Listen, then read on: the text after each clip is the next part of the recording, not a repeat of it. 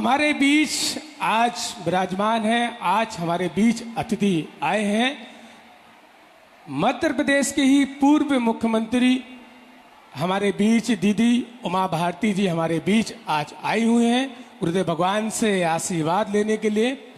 तो सर्वप्रथम हम दीदी से आग्रह करेंगे कि आप पूज्य गुरुदेव भगवान के लिए, व्यासपीठ की महिमा के लिए, बागेश्वर धाम की महिमा के लिए आप दो शब्द कहें, अपने भाव पुष्प प्रकट करें और इसके बाद फिर आज का दिव्य दरबार प्रारंभ होगा।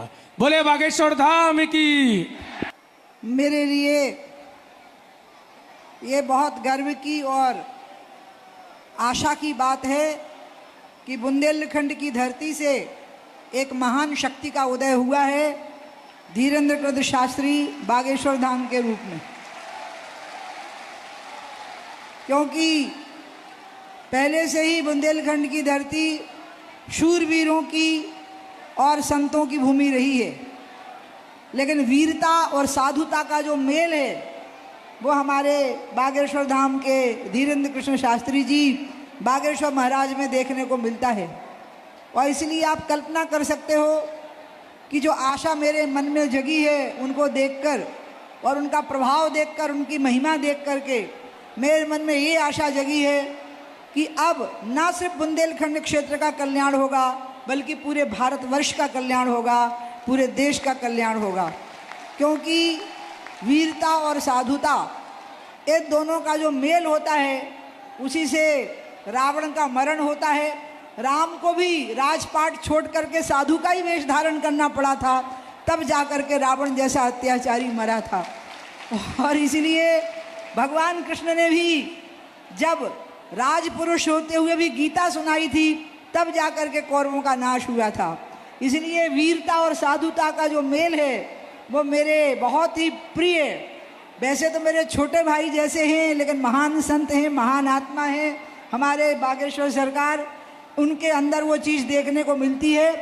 मैं आज बहुत प्रसन्न हूँ मुन्ना भैया से कि उनने मुझे यहाँ आने के लिए आमंत्रित किया और आप सबके बीच में महाराज का और आपका जो मेल मैंने देखा वो मुझे बहुत अच्छा लगा। वो अमीरों से भी उतने ही प्रेम से मिलते हैं और गरीबों से भी उतने ही प्रेम से मिलते हैं। उनके सामने आज मैं बहुत गौर से देख रही थी, बहुत गरीब लोग आए, 3 साल 4 साल के बाद उनको आकर के मिले और मैं बैठी बैठी देख रही थी कि वो एक एक को नाम से बुला रहे थे, एक एक को उसका नाम लेकर के बुला रहे थे और वो लोग इतने प्रसन्न हो रहे थे। यही हमारे देश में राम राज्य की कल्पना थी। राम राज्य का जो गुण था वो क्या था? बैर न कर काहू सन कोई, राम प्रताप विषमता खोई। विषमता नहीं होनी चाहिए तो राम राज्य होगा। अगर ऐसा राम राज्य कोई लाएगा, पता नहीं मुझे कहना चाहिए कि नहीं, लेकिन धीरेन्द्र कृष्ण शास्त्री बागेश्वर सरकार बागेश्वर धाम की कृपा से और उनके द्वारा वो राम राज्य आएगा जो अमीर और गरीब के बीच के पूरे अंतर को पाट देगा। ऐसा मुझे यकीन हुआ है, विश्वास हुआ है। मैं पहले उनको टीवी पे देखना शुरू की, फिर संयोग से मेरी उनकी एक मुलाकात हुई और वो भी मेरे जन्मदिन पर उनसे मेरी मुलाकात हुई खजुराहो के पास में। और उसके बाद बागेश्वर धाम शास्त्री जी ने, धीरेन्द्र कृष्ण शास्त्री जी ने, वो मेरे से बहुत छोटे हैं लेकिन मैं उनका बहुत सम्मान करती हूँ। और आपको मैं याद दिलाती हूँ कि वेद व्यास जी उम्र में बहुत बड़े थे और उनके पुत्र सुखदेव जी बहुत छोटे थे, लेकिन वो सुखदेव जी का बहुत आदर करते थे। और सुखदेव जी जब कथा बाँचते थे तो बहुत पुराने पुराने साधु संत बैठ करके उनको सुनते थे। ये वैसे मेरे लिए वैसे ही हैं जैसे यशोदा के लिए भगवान कृष्ण थे, छोटे से बालक मुझे लगते हैं। लेकिन एक दिन माँ ने कहा कि तू मेरी गोदी से उतर जा, तुझे भारी लग रहा है। तो उन्होंने कहा कि माँ मेरे अंदर तो पूरा ब्रह्मांड समाया है, और अपना मुंह खोल करके दिखाया और कहा कि जब मुझे ये ब्रह्मांड भारी नहीं लग रहा है तो मैं तुझे कहाँ से भारी लगूंगा। इसी प्रकार से मैं देख सकती हूँ कि उनके अंदर सारी शक्तियाँ व्याप्त हैं। मेरी शुभकामनाएं आप सबके साथ रहेंगी और उनके लिए तो मैंने कहा है कि मेरी उम्र भी आपको लग जाए, मेरी खुशियाँ भी आपको लग जाएं। इस बुंदेलखंड की धरती का कल्याण करिए, इस भारत की धरती का कल्याण करिए। अमीर और गरीब के बीच के अंतर को पाटिए, शोषित, पीड़ित, दबित और दलित वर्गों के लोगों का उद्धार करिए, राष्ट्र के अंदर एकात्मता लाइए। राष्ट्र की आत्मा एक होती है, उस एकात्मता को जगाइए और वो निश्चित रूप से जगाएंगे, ऐसा मुझे उन पर विश्वास है।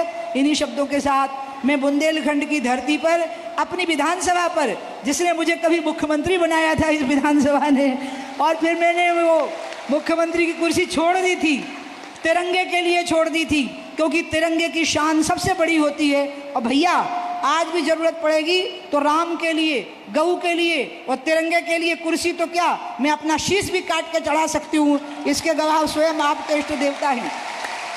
और आप जैसे लोगों से मुझे आशा जगी हुई है कि आप इस ज्योत को प्रचंड ज्वाला में बदल देंगे, आप सूर्य के प्रकाश की तरह उभर करके आएंगे, ऐसी मुझे आशा लगी हुई है। उठाइए मेरे साथ में हाथ, तो बोलिए सही बोल रही हूँ कि नहीं बोल रही हूँ? बोलिए भारत माता की, बागेश्वर धाम की, हनुमान जी महाराज की, गुरु जी महाराज की।